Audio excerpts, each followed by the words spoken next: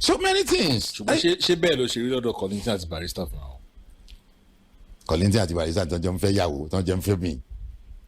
mo gbọ́ pé àwọn èjì bóbìnrin kan náà sùn rí. yes tí Barrister pàdé obìnrin yẹn lé Kollington tí wọ́n bẹ̀rẹ̀ sẹ́ni ń dára wọn léjé tí yẹn tó bá mọ rẹ̀ yóò pọ̀ ọ̀rọ̀ wọn náà sọ sí so wọ́n lè jáde ni ọ̀fẹ́ bá yan rẹ̀ méjì jẹ́ ṣe é kíní kan ni. ìgbà tí ókè ẹ wo lédi yìí tí eventually tí Alhaji Wasiu Ayinde tí wọ́n ń pè ní tí pèrè ní alpha and omega ẹ rántí girlfriend Alhaji Kollington Ayinla ni náà olókè inú ó tiẹ̀ gbé mọ́tò kan fàlàjì mẹ́rin ṣe Supra ní àbí nǹkan white Supra àbí Celica white fine car sórí mi lọ sí pati kan pẹ̀lú tálàjì ṣeré ní 1993 ìlókò Ìjẹ̀ṣà bàbá Ajéwọlé yẹn Ifálóyè Ajéwọlé Ifálóyè olóṣìkú bàbá rẹ̀ gbà yìí mọ́tò tí lédi yẹn gbé fàlàjì náà gbé láti ìgbà gbogbo ìgbà ìtàlájì wà lálágbàdo kò sí fóònù lálágbàdo so tàmọ́tàmọ́ yẹn ló ti máa ń receive call mo ti débẹ̀ ǹjọ́ kan tó ní ìgbà yẹn náà èmi náà ti ṣe mọ̀ I was using very big car Ford Scorpio kankan báyìí mo sì máa ń lo àwọn mọ́tò yẹn ni Alhaji tiẹ̀ fẹ́ ra Ford Scorpio yẹn lọ́wọ́ mi ń gbà yẹn so mo rò pé àwọn Ọlájídé wọ́n rí i pé àwọn ò lè torí relationship tó wà so wọ́n lè rí kọ́lọ́n fọ̀rùn kẹ́ Ọlájídé bó tó happen nìyẹn because bí mo fẹ́ gbé fún wọn gbà yẹn nígbè tọ́ bàbá àtọmọ ni ẹ̀sítì wọn rà lọ́dọ̀ mi ó wọ́ ọmọ Alhaji lójú so ọjọ́ yẹn náà fẹ́ lọ receive call ní tàbọ̀tàbọ̀ pé kájọ máa lọ lady yẹn ló pè gbà yẹn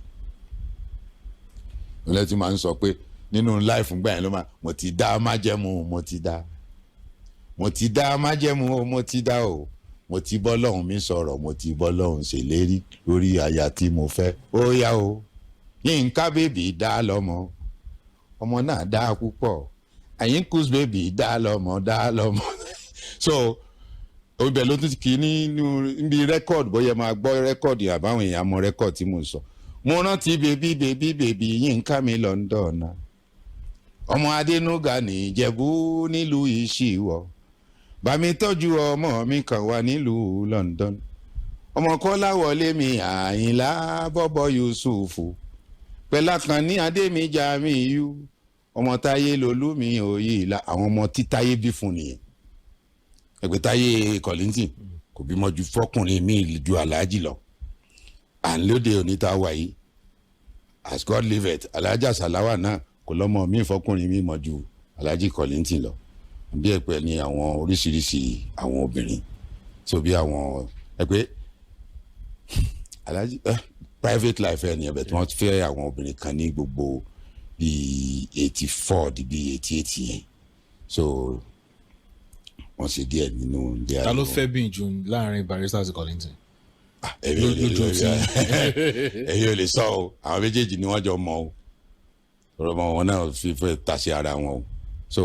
ẹ̀ta ìka ọmọ fọlọ́mọ gbogbo wọn bí wọn ò fẹ́ wọn fẹ́ wọn. mo rántí woman kan tó wà ní tó ń ṣiṣẹ́ ní báǹkì ńgbà yẹn nígbà tí wọ́n change owó ní 1984 tó fẹ́ bà owó jẹ́ mọ́ Alhaji Kollington lọ́wọ́ ńgbà yẹn wọ́n pẹ́ ọmọkùnrin yìí ó bá wèrè ní bọ́ọ̀yì kò sí yẹn sí so tẹ́ bá ń sọ ńgbà mo ń sọ fún Adésígbè ńgbà yẹn mo ní no kò sẹ́la kì í ṣe gbogbo orin náà fi máa ń bára wọn o omi ìbẹ́ tó jẹ́ pé Baálé Adéyanjú ti ṣe kankan fún mi ní ìsìn mo dójú stage mo fi kọrin it's not meant for Kollington I mean Barrister ibi ìgbà tí Adésígbè tó sọ fún mi pé ó sọ pé kinní kan òun nìkan ló fẹ́ ṣe manager òun nìkan ló fẹ́ ṣe kinní kan ìnáwó Barrister kan ló bá wí o lákèsí recording company ni kò sí iye yìí sìn yes so àwọn ló ń sọ pé àwọn director kan tó wà ní ìgboro tó bá rí wọn nínú ká àwọn asàtàrí palaba ẹnu wọn dùn ó jù ṣúgà lọ wọn fẹ́ fi jìbìtì dolówó ẹnu wọn dùn ju àwọn tiẹ̀ ni báwọn ti Barrister àwọn Kollington àwọn èèyàn tí King Sunny Adé náà máa ń sọ pé wọ́n máa ń sẹ́mọ̀ wọ́n máa ń jùkò tó bá ti mo rántí tí bàbá Ògúndélé yẹn tó sọ pé wọ́n lọ gbẹ́bọ̀ wá sórí ìta mẹ́ta nítorí àwa kúrúkẹrẹ òdìlé tíyàwó bàbá Ògúndélé ẹ̀ tó rí King Sunny Adé níbi staircase tí ń sọ̀kalẹ̀ tó kì í tí wọ́n dá lóhùn tó ní àwọn ọ̀gbẹ́bọ̀ lọ sórí ìta mẹ́ta ẹ̀ ti rántí. You are the one that conducted that interview. So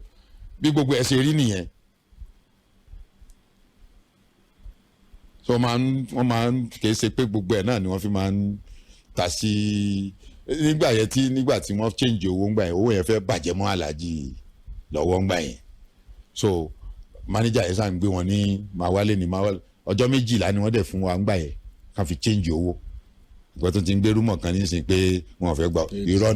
irọ́ ni àwọn báǹkì ń lò yẹn láti fi promote àwọn ní POS yẹn ni don't mind them. gbogbo àwọn nǹkan tá a ṣe fúnra wa lórílẹ̀‐èdè yìí nìyẹn we are so wicked.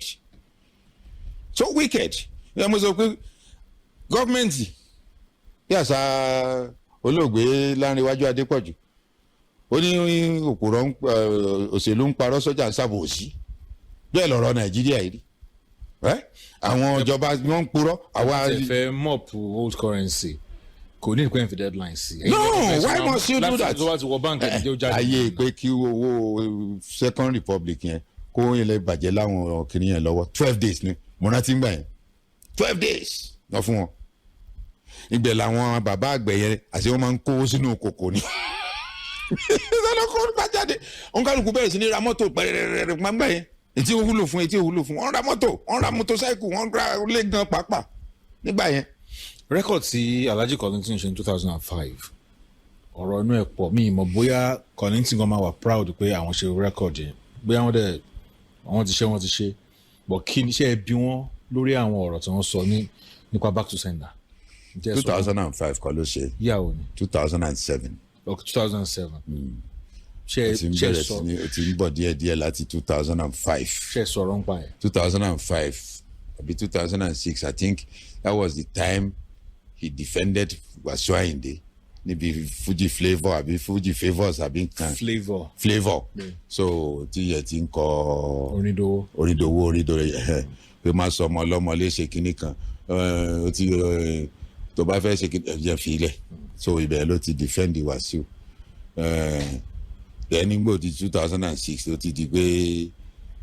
gbogbo bí tàn tí reality tí Alhaji Barrister ṣe Alhaji Kollington tún fún lésì tó nígbà yẹn pé kí ó ṣe jẹ́ pé wọ́n nìkan náà máa kò sí yẹn sí.